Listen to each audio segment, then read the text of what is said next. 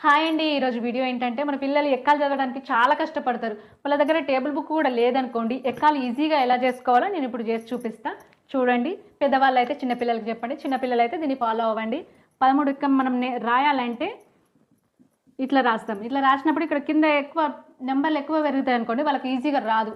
ఇప్పుడు ఇది తీసేసి ఇక్కడ 10 డబ్బాలు కొట్టుకోవాలి మనం ఈజీగా రావాలంటే.